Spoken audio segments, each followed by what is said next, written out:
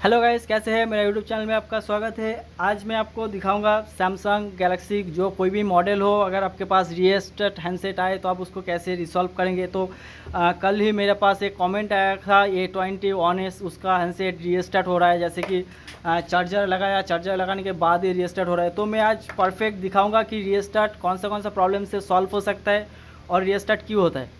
तो मान लीजिए रीस्टार्ट 3 या 4 टाइप के रीस्टार्ट हो सकता है। अगर आपने हैंडसेट पर चार्ज है, चार्ज दिखा रहा है, ऑन किया, ऑन करने के बाद आपका हैंडसेट रीस्टार्ट हो रहा है, तो वो हैंडसेट आपको सॉफ्टवेयर डालना पड़ेगा। सॉफ्टवेयर डालने से वो हैंडसेट सॉल्व हो जाएगा।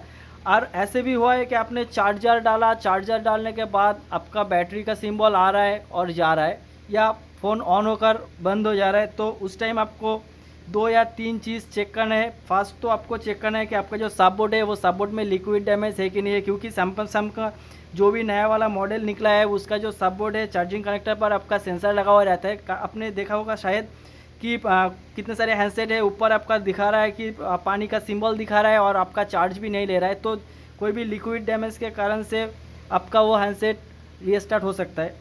और एक चीज़ है, जो आपका बैटरी है, आपका बैटरी अगर बैठ जाए, बैटरी ख़राब हो जाए, उस बारे में आप उससे भी आपका हैंडसेट रीस्टार्ट हो सकता है। तो आप कैसे समझेंगे कि आपका बैटरी ख़राब है कि सही है?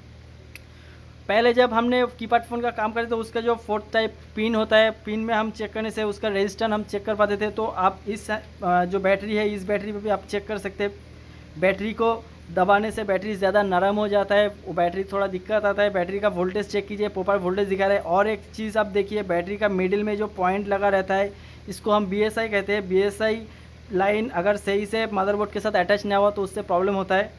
तो ये इस BSI के ऊपर मैं भी और एक वीडियो बनाऊंगा और आपको बताऊंगा कि BSI एक्चुअली आपका काम क्या करता है। ऐसे समझ लीजिए, बैटरी स्टेटस इंडिकेटर है ये, बैटरी में कितना चार्ज है, आपका हैंडसेट में कितना चार्ज कम ज़्यादा हो रहा है, कम रहा है, इसका काम होता है इस BSI लाइन का। तो अगर इससे भी प्रॉब्लम, बैटरी चेंज करने से भी प्रॉब्लम सॉल्व नहीं हुआ, आपने सबबोर्ड चेंज किया, बैटरी चेंज किया, पावर की चेंज किया, उससे बाद भी आपका हैंडसेट रीस्टार्ट प्रॉब्लम आ रहा है, तो आपको क्या करना है? ये जो देख रहा है, इसके अंदर आपका रहेगा पावर IC। आपको पावर IC को निकालना है। पावर IC निकालने के बाद पावर IC के चारों तरफ कॉयल लगा रहता है, आपको सिर्फ कॉयल को चेक करना है। कॉयल के आसपास 0.75, 0.8 या 1.6, 1.75 ऐसे वोल्टेज आपको दिखना चाहिए पावर IC के आसपास। तो हम थोड़ा चेक कर लेते हैं कि ये जो मदरबोर्ड है ये सही है, ऑन है। और एक चीज़ मैं आपको दिखा रहा हूँ, मान लीजिए कि आपका हैंडसेट में बैटरी ख़राब है। ये जो बैटरी है, बैटरी बिल्कुल सही है, बैटरी हमने लगा दिया।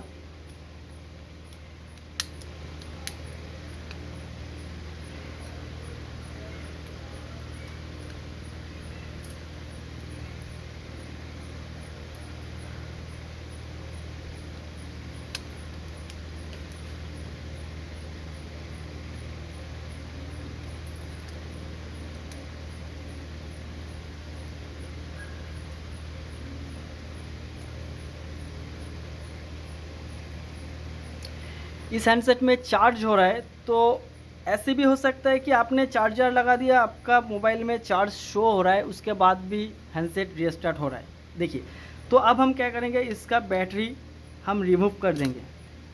मान लीजिए हैंडसेट में बैटरी है ही नहीं, उसके बाद हम चार्ज पर लगाएंगे, फिर भी आपका बैटरी सिंबल हैंडसेट में दिखाएगा।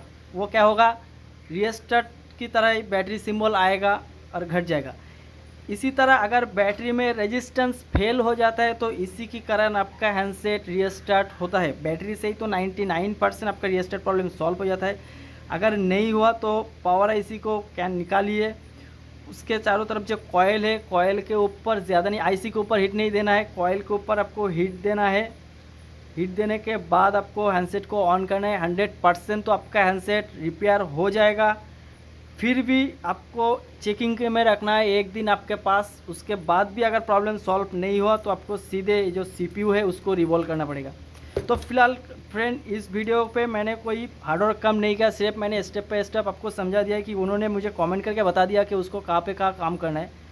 तो अगर ये वीडियो आपको पहले से जानकारी है आपके पास तो आप स्किप कर दीजिए अगर आप नए हैं मेरे चैनल पर तो प्लीज़ सब्सक्राइब कीजिए, अच्छा लगा तो लाइक कीजिए और अपने फ्रेंड के पास ज़्यादा से ज़्यादा शेयर कीजिए। धन्यवाद।